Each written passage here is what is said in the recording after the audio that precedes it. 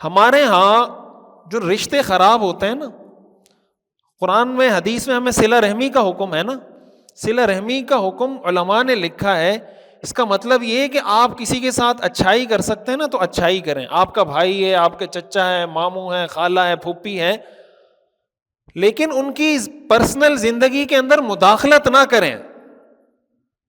جو رشتے خراب ہوتے ہیں وہ اس وجہ سے خراب ہوتے ہیں کہ جب آپ بہت زیادہ، بعض اوقات بہت زیادہ قریب ہونا یہ بھی نقصان دہ ہوتا ہے. آپ اگر تھوڑا دور رہیں گے اپنے بھائی سے، اپنے چچا سے، پھوپھی خالہ سے، آپ کے تعلقات ٹھیک رہیں گے. لیکن اگر بالکل گھل مل کے اس طریقے سے رہیں گے کہ وہ آپ کے کاموں میں مداخلت کر رہا ہے، آپ اس کے کاموں میں مداخلت کر رہے ہیں، اس سے رشتے خراب ہوتے ہیں. بھائی اس کی پرسنل زندگی بھی، آپ کا بھائی ہے نا، اس کی بیوی ہے، بچے ہیں، آپ کی بھی بیوی ہے، بچے ہیں، اس کی کوئی پرسنل لائف ہے یا نہیں؟ آپ کی پرسنل لائف ہے یا نہیں؟ اب اگر آپ کی پرسنل لائف میں وہ مداخلت شروع کر دے، مثال کے طور پر آپ بیوی کو گاڑی میں بٹھا کے لے جا رہے ہیں کہ بھائی چلیں میں پارک لے کے چلتا ہوں، بچوں کو آپ نے گاڑی میں بٹھایا کہ چلیں پارک، اب آپ کا بھائی کہہ رہا ہے کہ آپ کیوں اس وقت جا رہے ہیں، یا آپ اپنے بھائی کو کہہ رہے ہیں کہ آپ کیوں اپنی فیملی کو پارک لے کے جا رہے ہیں، میں تو اپنی فیملی کو لے کر نہیں گیا. بھائی تمہارا فیملی کا اور اس کی فیملی کا آپس میں کیا لنک ہے؟ آپ ایک آزاد آدمی ہیں، وہ بھی ایک آزاد آدمی ہے. اگر وہ اپنی فیملی کو لے کے جا رہا ہے تو آپ کو کیا مسئلہ ہے؟ اور اگر وہ لے کے جا رہا ہے تو اس سے آپ لے کے جا رہے ہیں تو اس کو کیا مسئلہ ہے؟ یہ اسلام ہے، یہ میں کوئی موٹیویشنل باتیں نہیں کر رہا، یہ اسلام ہے. اسلام میں ہر آدمی کی پرائیویسی ہے. قرآن کریم میں اللہ تعالیٰ نے ہمیں ارشاد فرمایا، یا ایھا الذین آمنوا لیستأذنکم الذین ملکت ایمانکم والذین لم یبلغوا الحلم منکم 3 مرات.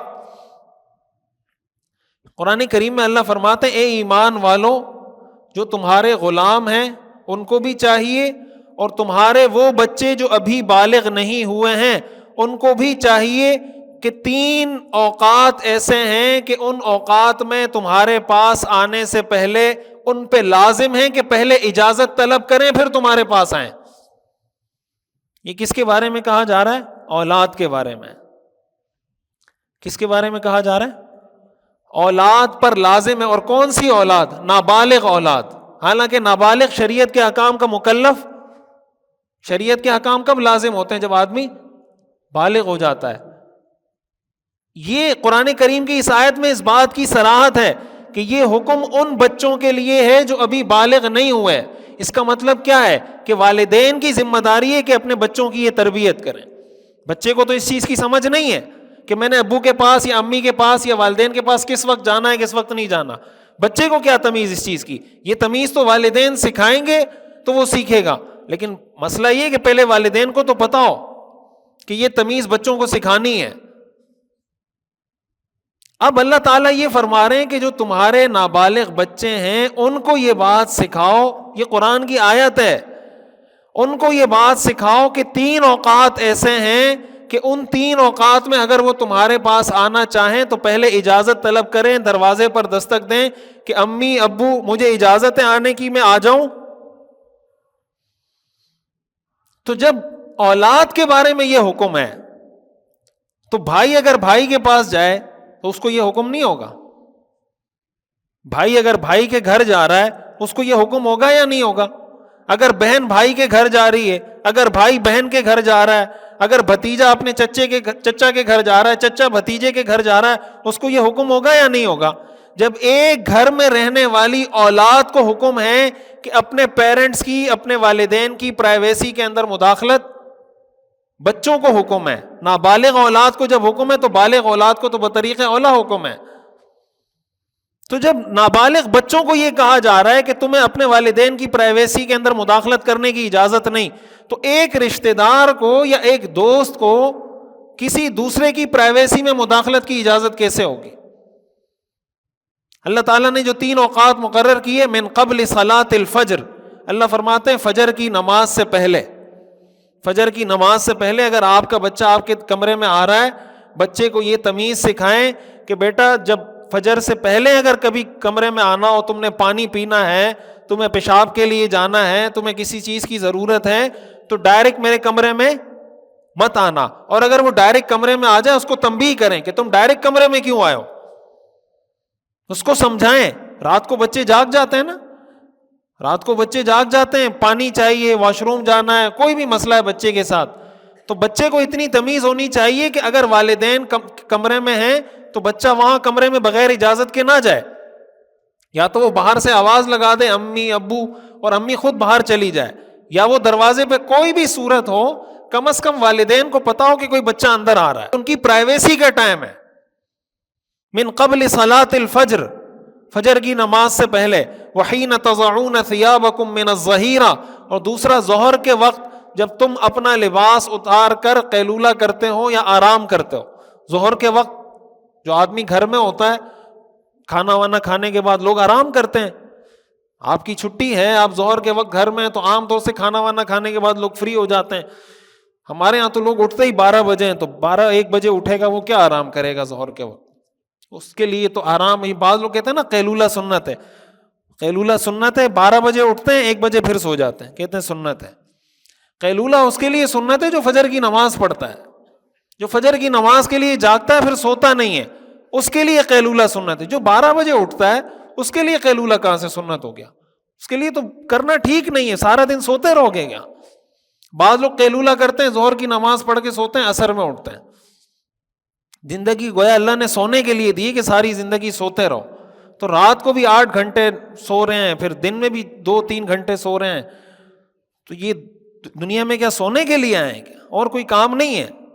ہاں اگر کوئی آدمی فارغ ہے اور اس کو یہ لگتا ہے کہ یار میں جاگوں گا اور کوئی کام بھی نہیں ہے, بلا وجہ کی ایسی ٹینشن ہے, ٹھیک ہے پھر سوتا رہے. اس ٹینشن سے, وسوسے سے, بلا وجہ کی فضول کاموں میں مبتلا ہونے سے بہتر ہے کہ سو جائے. بعض اوقات ہوتا ہے نا کہ نوجوان ہے, فارغ ہے, کوئی کام کاج نہیں ہے, نہ کوئی جاب ہے, نہ کوئی مصروفیت ہے, نہ کوئی ملازمت ہے, کچھ نہیں ہے, تو اگر جاگے گا تو بلا وجہ کے فضول خیالات اور جناب اپنا وقت ضائع کرے گا, یا لڑکیوں کے ساتھ رابطے میں لگا رہے گا, یا ادھر ادھر. اس کا حل یہ ہے کہ پھر سوتا ہی رہے, اس کے لیے سونا بہتر ہے. لیکن عام ایک آدمی کو حکم یہ ہے کہ قرآن کریم میں یا اسلام کا جو مزاج ہے نا, وہ یہ نہیں ہے کہ انسان سوتا رہے. اسلام کا مزاج یہ ہے کہ جتنی ضرورت ہے نیند کی وہ نیند پوری کریں, باقی اوقات میں کام کاج کریں, اپنے آپ کو مصروف رکھیں. تو اللہ تعالیٰ فرماتے ہیں من قبل صلاۃ الفجر, فجر کی نماز سے پہلے, وحین تضعون ثیابکم من الظہیرہ, ظہر کے وقت جب کپڑے اتار کے آرام کرتے ہو, ومن بعد صلاۃ العشاء, اور عشاء کی نماز کے بعد, ثلاث عورات لکم, اللہ فرماتے ہیں یہ 3 اوقات تمہاری پرائیویسی کے ہیں. یہ کون کہہ رہا ہے؟ اللہ تعالیٰ کہہ رہے ہیں ثلاث عورات لکم, یہ 3 اوقات تمہاری پرائیویسی کے ہیں. کیا ہم اپنے بچوں کو یہ سکھاتے ہیں؟ ہمارے بچوں کو یہ پتہ ہے؟ یہ ادب, یہ تربیت ہم کرتے ہیں اپنے بچوں کی؟ بچوں کی کیا, بڑوں کو نہیں پتا. یعنی یہ ان کو حکم ہے جو نابالغ ہیں. حدیث میں آتا ہے نا کہ جب بچے 7 سال کے ہو جائیں ان کو نماز کا حکم دو, 10 سال کے ہو جائیں نماز نہ پڑھیں تو ان کو اس پہ سزا دو. وَفَرِّقُوا بَيْنَهُمْ فِي الْمَضَاجِعِ, اور ان کے بستر الگ الگ کر دو, ان کے بستر الگ الگ کر دو. کیوں؟ اس لیے کہ جب 10 سال کے ہو گئے, اب ایک بچے کو دوسرے بچے کے ساتھ سلانے کی اجازت نہیں ہے. بچہ ناسمجھ ہے, ہو سکتا 10 سال میں وہ نابالغ ہوگا, لیکن والدین تو بالغ ہیں نا, والدین تو عقل مند ہیں نا, ان کو تو اللہ نے سمجھ دی ہے.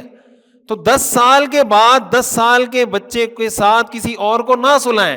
وہ چاہے لڑکے کے ساتھ بیٹے کے ساتھ بیٹے کو, یا بیٹی کے ساتھ بیٹی کو, یا بیٹے کے ساتھ بیٹی کو, سب کے بستر الگ الگ ہونے چاہیے. یہ تربیت ہے. دیکھیں اولاد سے جو محبت ہے نا, یا اولاد کو جو پالا جاتا ہے, اولاد کو تو جانور بھی پالتے ہیں, جانوروں کو کتنی محبت ہوتی ہے اپنی اولاد سے. آپ بکری کے بچے کو لے لیں, آپ کسی بھی جانور کے بچے کو لے لیں, کتنی محبت ہوتی ہے. یہ محبت فطری ہے. انسان میں اور جانور میں فرق تربیت کا ہے. اب یہ تربیت جانور نہیں کرتا کہ تم نے میرے پاس 3 اوقات میں پوچھ کر آنا ہے. کیا خیال ہے؟ بکری تو اپنے بچے کی یہ تربیت نہیں کرے گی کہ 3 اوقات میں مجھ سے پوچھ کر آنا. لیکن انسان کے بچے میں اور بکری کے بچے میں یہ فرق ہے کہ انسان کا بچہ ان اوقات میں پوچھ کر جائے گا, اور بکری کا بچہ بغیر پوچھے جائے گا. تو اگر بکری کا بچہ بھی ایسے ہی جا رہا ہے, انسان کا بچہ بھی ایسے ہی جا رہا ہے, تو انسان نے کیا تربیت کی؟ اس کو محبت ہے اپنی اولاد سے, تو محبت تو بکری کو بھی ہے اپنی اولاد سے. اس میں اور بکری میں فرق کیا ہے؟ انسان اور جانور میں فرق تربیت کا ہے کہ ہم اپنی اولاد کی تربیت کر رہے ہیں یا نہیں کر رہے. تو کسی کی جب اولاد کو اپنے والدین کی پرائیویسی میں انٹرفیئر کرنے کی اجازت نہیں ہے, ان کی پرائیویسی کو وائلیٹ کرنے کی اجازت نہیں ہے, تو ایک دوست کو یا ایک رشتہ دار کو یا ایک بھائی کو یا ایک بہن کو دوسرے کی پرائیویسی میں مداخلت کی اجازت کیسے ہوگی؟